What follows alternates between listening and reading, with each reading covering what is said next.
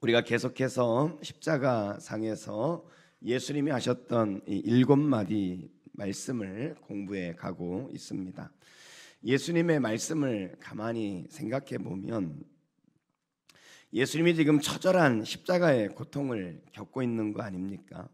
이런 고난 가운데 엄청난 시련 가운데 있는데 이 예수님의 7마디 속에는 자신의 어떤 고통에 대한 말씀보다는 주위에 있는 사람들을 더 생각하셨다는 것을 우리가 알 수 있습니다. 예수님이 십자가에서 자신을 위해서 하신 말씀은 딱 한 번이에요. 목마르다, 목마르다 한 말씀뿐이고 그 외에는 다 주위에 있는 사람들을 위한 그런 말씀이셨습니다. 우리가 그동안 보았던 말씀을 살펴봐도 그렇습니다. 첫째 날, 지난 주일날이죠.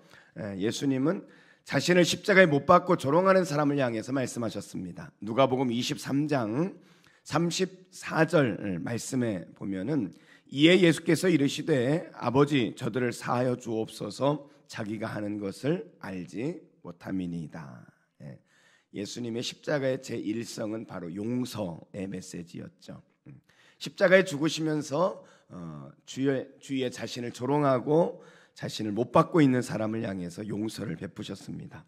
그리고 두 번째 말씀은 어제 보았죠. 어제 두 번째는 마지막 죽음 앞에서 자기의 죄를 인정하고 그래서 구원을 요청하는 강도를 향해서 말씀하셨습니다. 누가복음 23장 43절 말씀입니다. 예수께서 이르시되 내가 진실로 내게 이르노니 오늘 내가 나와 함께 낙원에 있으리라 하면서 강도를 구원하시는 구원의 메시지였습니다. 첫째는 용서, 그리고 두 번째는 구원에 관한 말씀이셨고요. 그리고 오늘 이제 세 번째 말씀을 보는데 이 세 번째 말씀조차도 자신의 육신을 길러주신 어머니 마리아를 향한 메시지였습니다. 단순히 그냥 홀로 남겨진 어머니에 대한 불쌍한 연민이 아니라 그 어머니의 노후를 걱정하는 아주 자상한 그런 효자의 메시지인 것을 볼 수 있습니다. 십자가의 육신의 삶을 마감하는 예수님이 제자 요한에게 요한복음 19장 27절 본문 27절에 보면 보라 내 어머니라 하면서 제자 요한에게 어머니 마리아를 잘 모셔달라고 그렇게 부탁하는 것으로 예수님이 십자가에서의 세 번째 메시지를 말씀하셨습니다. 효도였습니다. 여러분, 기독교가 오해받는 것 중에 하나가 효도의 문제죠. 그래서 처음 기독교가 한국 땅에 들어왔을 때, 우리 땅에 들어왔을 때 이 기독교가 제사를 지내지 않잖아요. 그러다 보니까 기독교는 효도를 모르는 종교다 하는 그런 오해를 많이 받았습니다. 여러분, 사실은 그렇지 않았죠. 우리가 제사를 드리지 않는 것은 죽은 귀신을 섬기지 말자는 거죠. 그래서 반면에 기독교는 죽은 귀신을 섬기기보다는 살아계실 때 효도를 해야 된다 그러면서 실제적으로 효도를 강조하고 효도를 가르쳤던 종교가 바로 기독교였습니다. 여러분, 오늘 예수님께서도 십자가에 죽으시면서 마지막까지 아들로서의 도리를 다하시면서 효도하시는 모습을 볼 수 있지 않습니까? 예수님은 육신의 부모에게 끝까지 마지막까지 효도를 하시면서 가셨습니다. 근데 여러분, 예수님은요 육신의 부모에게만 그런 게 아니에요. 하나님 아버지께도 효도하신 분이죠. 하나님 아버지가 예수님을 이 땅에 보내실 때 목적이 사명이 뭐였습니까? 바로 십자가의 죽으심으로 인류를 구원하시는 거였죠. 이 사명이 십자가였단 말이에요. 근데 예수님이 그의 인생 마지막을 하나님이 맡겨주신 그 사명, 하나님 아버지의 뜻을 받드는 것으로 그의 인생을 마감하시는 것을 볼 수 있습니다. 예수님은 처음부터 끝까지 이 효도의 삶을 사셨던 분입니다. 여러분, 기독교가 이렇게 효도를 중요하게 생각한다는 것을 우리가 기억해야 됩니다. 그렇다면 여러분, 기독교가 가르치는 효도는 어떤 것일까요? 성경에 보면 효도에 대한 메시지들이 많이 있는데 에베소서 6장 1절 2절 말씀에 보면 그 효도에 대하여 아주 간략하게 그리고 핵심적인 요소를 우리에게 가르치고 있습니다. 자녀들아, 주 안에서 너희 부모에게 순종하라 이렇게 말씀합니다. 이것이 옳은 일이라는 거예요. 순종하는 것이 옳은 일이다. 내 아버지와 어머니를 공경하라. 이것은 약속이 있는 첫 계명이다. 이렇게 말씀합니다. 거기에 보면 두 단어가 있죠. 효도를 위한 두 단어, 순종과 공경이라는 단어고요. 순종하는 것은 옳다 이렇게 말씀하시고, 공경하라 이것은 약속 있는 첫 계명이다 이렇게 말씀하고 있습니다. 여러분, 먼저 순종이라는 말은 무슨 의미입니까? 부모님께서 말씀하실 때 말씀을 들어서 내가 실천하고자 하는 마음으로 듣는 것, 그것이 바로 순종이에요. 그러니까 실천하려고 하는, 그 말씀에 순종하려고 하는 마음으로 듣는 것이 순종입니다. 그리고 들은 메시지를 잘 받드는 것, 그것이 순종이다 이 말씀입니다. 쉽게 말해서 부모님의 말씀을 거역하지 않는 것, 그것이 순종이라는 것입니다. 성경에서 부모님에게 순종한 사람을 찾으라 하면 아마 우리는 이삭을 생각할 수 있을 것입니다. 아브라함이 100세 얻은 아들이란 말이죠. 보통 학자들은 그때 나이가, 이삭의 나이가 29살 이쯤 됐을 것이다, 뭐 이렇게 추측을 합니다. 한참 왕성한 청년 아들이란 말이죠. 모리아 산으로 가가지고 그 아들을 바치는 거예요. 아버지가 이삭에게, 아들아, 아빠가 너 사랑하는 거 알지? 물론 알죠. 그럼 내가 지금 제사를 지내야 되겠는데 너를 제물로 바쳐야 되겠다, 이렇게 말했다면 여러분, 그 아들 이삭이 어떻게 반응을 하는 게 맞겠습니까? 요즘 같다면 아버지 미쳤습니까? 뭐 이렇게 반응을 할 가능성이 높겠죠. 그런데 이 아들 이삭은 아무 말도 하지 않고 그저 이 장작더미 위에 올라가 그렇게 눕는 것입니다. 여러분, 한번 생각해 보십시오. 아버지가 제사를 드리는데 아들을 제물로 바치겠다 했더니 그 말에 아무런 토도 달지 않고 그대로 그것을 순종하고 있는 이삭을 한번 생각해 보십시오. 여러분, 누가 생각납니까? 예수님 생각나지 않으십니까? 하나님 아버지께서 내가 너를 제물로 십자가에 드려야 되겠다 이렇게 말씀하실 때 예수님께서는 빌립보서 2장 8절 말씀에 보면은 사람의 모양으로 나타나사 자기를 낮추시고 죽기까지 복종하셨으니 곧 십자가에 죽으심이라. 예수님은 하나님께서 십자가의 제물로 드리려 할 때에 마치 이삭과 같이 아무런 말씀도 없이 십자가에 그렇게 죽으신 것입니다. 순종, 이것이 바로 효도의 시작이라는 것입니다. 부모님의 말씀에 순종하지 않으면 우리가 무엇을 부모님을 위해 할 수 있단 말입니까? 여러분, 에베소 6장 1절을 다시 보면 자녀들아 주 안에서 너희 부모에게 순종하라, 이것이 옳다 이렇게 말씀합니다. 여러분, 부모님께 순종하는 게 옳다는 거예요. 여러분, 무엇보다도 하나님께서 부모에게는 자식을 사랑하는 마음을 주셨죠. 자기의 생명처럼 사랑할 수 있는 마음을 하나님이 부모에게 주셨다는 거예요. 그래서 그 부모가 자식에게 하는 말이라면 그것은 반드시 자식을 위한 말씀이라는 거예요. 그래서 부모에게 순종하는 건요 항상 옳은 겁니다. 왜? 그 말씀은 다 자녀를 위한 것이거든요. 그래서 오늘 효도의 첫 번째는 순종이라고 가르치고 있습니다. 두 번째로 효도는 부모를 어떻게 하는 거라고 그랬습니까? 공경하는 것이다 이렇게 말씀하고 있어요.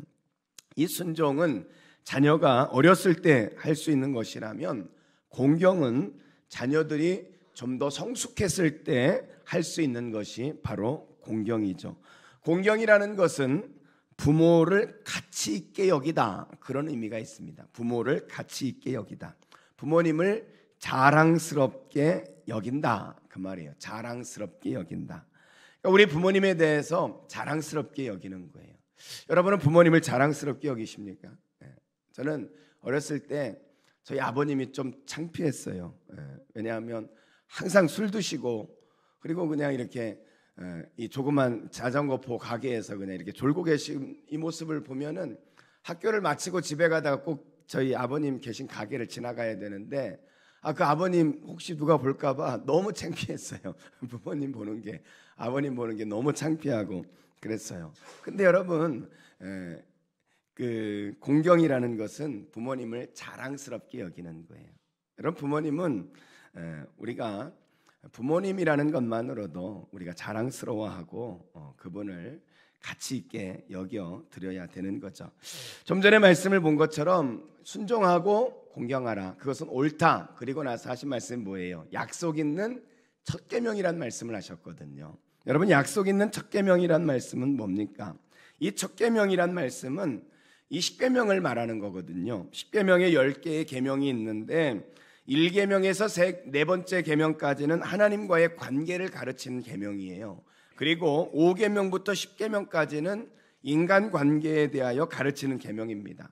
그런데 이 두 번째 그룹인 5계명에서 10계명, 인간 관계 속에서의 계명 중에서 부모님을 공경하라, 이 계명이 첫 번째 계명이라는 것입니다. 첫 번째 계명. 그러니까 인간관계 속에서 하나님 우리에게 부탁하신, 명령하신 말씀 가운데 첫 번째 계명이 뭐냐? 부모님을 공경하라 였습니다. 그런데 여기에 보니까 약속이 있다는 말은 무슨 의미냐? 약속이 있다.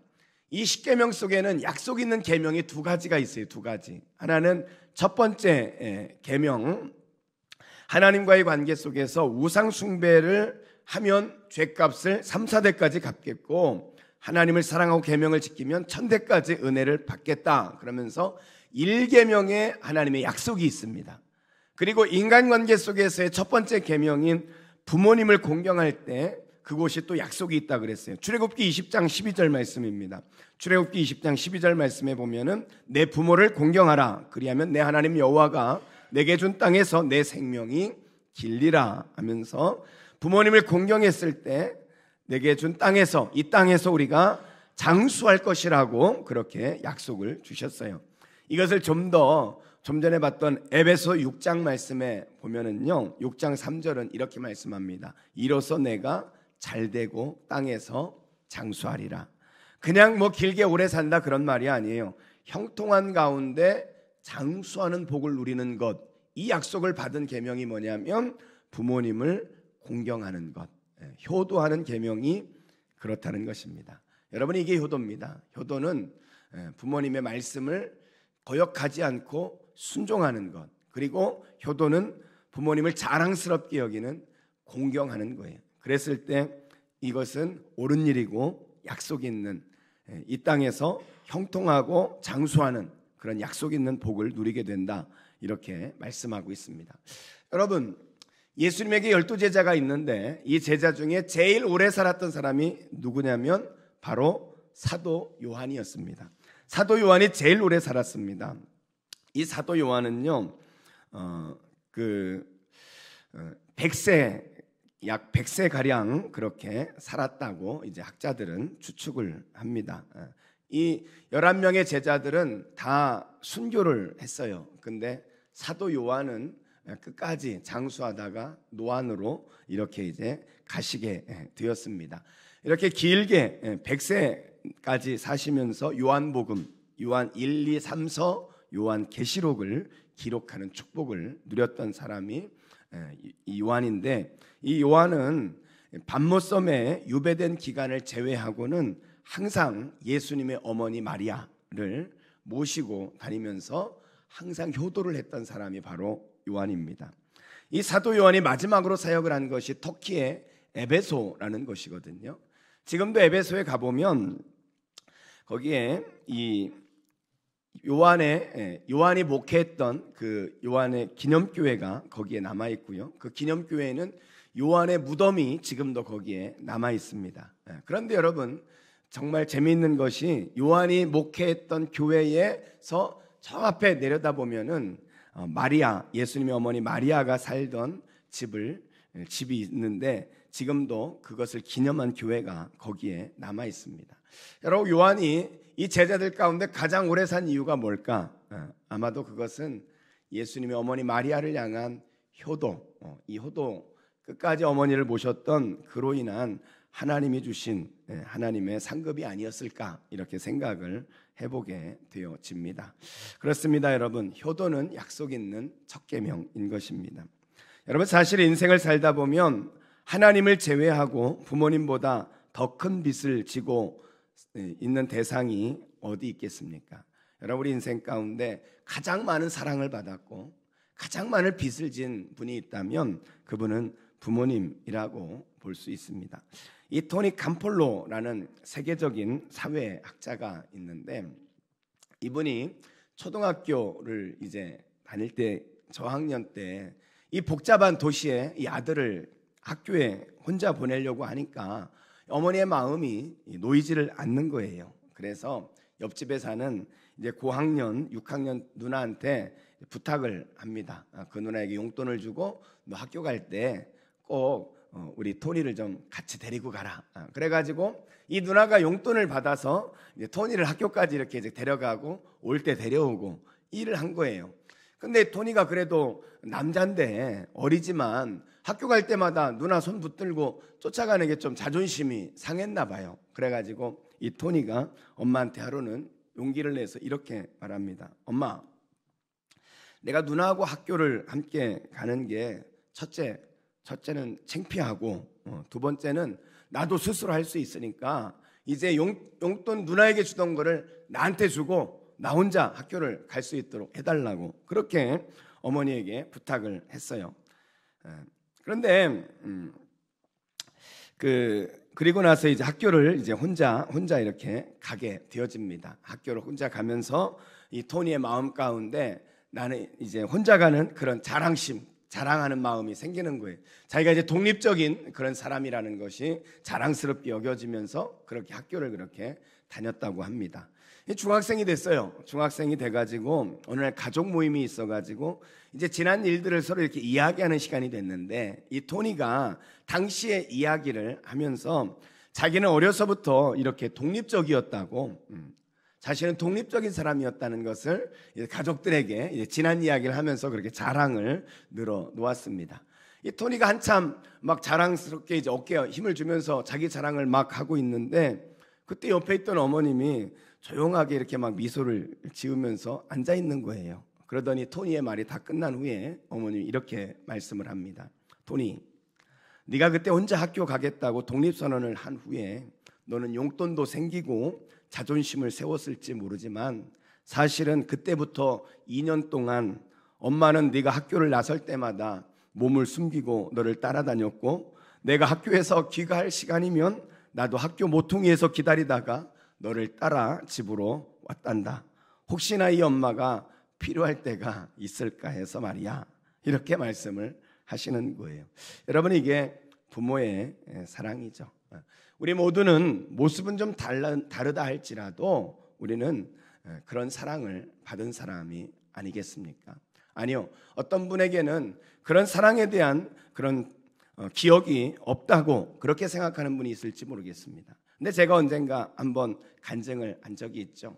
저는 사실 아버님에 대해서 그렇게 뭐 큰 추억이 있거나 뭐 좋은 기억이 그렇게 많지 않은 사람입니다. 일찍 돌아가셨기 때문에 아버님에 대한 기억조차 많지 않은 사람인데, 제가 결혼을 해가지고 이제 아이를 낳았는데 큰아이 성규가 이렇게 누워있는 모습을 보는데 너무 예쁜 거예요. 어쩜 이렇게 예쁠 수가 있을까. 너무 행복하고 이 아이를 보는데 정말 내 생명도 이렇게 줄 수 있겠다, 뭐 이런 마음이 들면서 그 누워있는 잠자고 있는 성규를 보았습니다. 그런데 그런 마음을 가지고 성규를 보는데 문득 아버님 생각이 났어요. 장가를 가니까 철이 든 거죠. 아버님 생각이 나면서 아버님에 대한 기억이 별로 없고 특별히 뭐 좋은 추억도 없고 그런 아버님이셨는데, 아버님도 내가 어렸을 때 내가 이렇게 누워있을 때 이런 마음으로 나를 보셨겠구나. 자기 자식에 대한 부모의 심정은 다 똑같은 거 아니겠습니까?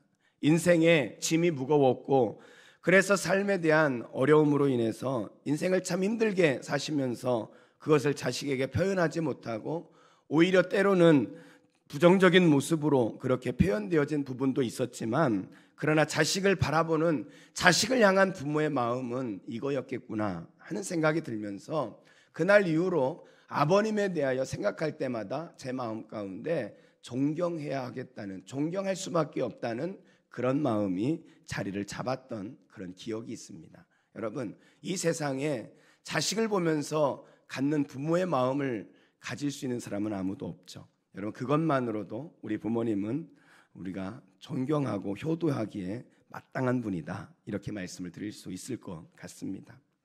2009년도에 이 지구촌 교회의 부목사님 중에 김진성 목사님이라는 분이 계신데, 이번에 어머니가 50대 중반에 간 경화에 걸리십니다. 그래서 간 경화로 인해서 간 이식을 받아야 될 그런 상황이었는데, 아들인 이 김진성 목사님이 자신의 간을 이렇게 어머니에게 이식해 드려 가지고 교회에 화제가 되었습니다. 자신의 간 한 부분을 어머니에게 드린 아들과 아들의 간을 받아서 새로운 생명을 얻은 어머니의 이 잔잔한 사연이 모든 성도들에게 감동이 되었습니다. 어느 날 이 지구촌 교회에서 발행하는 지구촌 비전이라는 잡지에 이 김 목사님이 이제 그 일에 대해서 글을 이렇게 쓰셔서 기고한 것이 나오게 됐습니다. 그러면서 자신이 어머니에게 간을 이렇게 이식해 드린 것 때문에 화제가 됐는데, 사실은 그것은 아무런 화제가 될 일이 아니라는 거예요.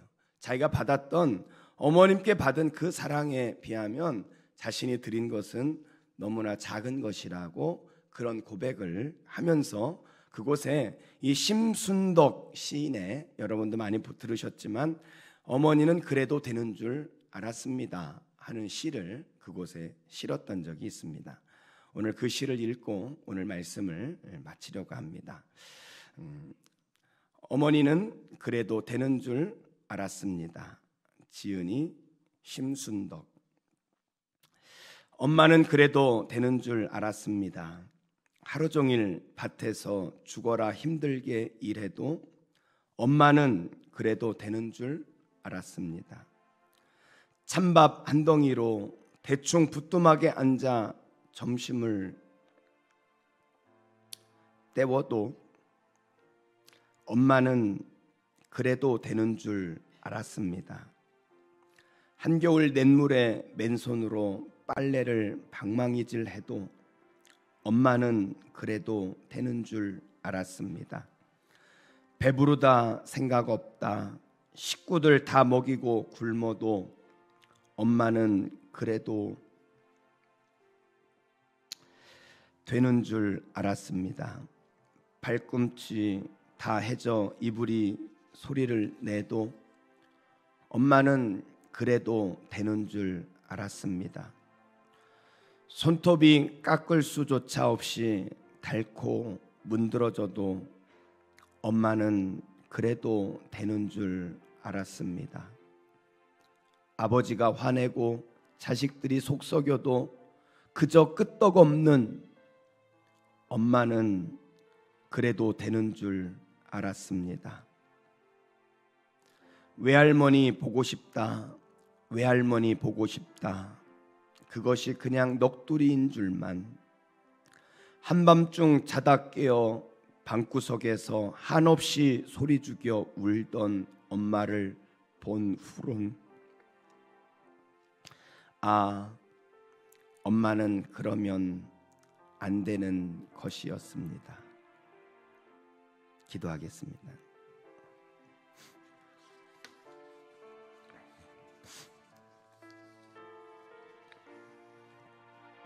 우리 한번 이 시간 같이 한번 기도했으면 좋겠습니다.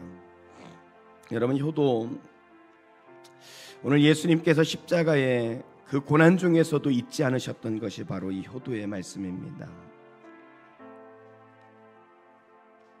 효도란 순종과 공경이라고 말씀을 드렸어요. 우리 여러분, 우리가 이 시간 한번 예수님의 그 십자가를 생각하면서, 우린 효도할 능력이 없지만 하나님께서 우리에게 강한 힘 주셔서 우리가 포기하지 않고 주님 사랑 안에서 살아갈 수 있는 것처럼 효도 또한 그렇다고 생각합니다.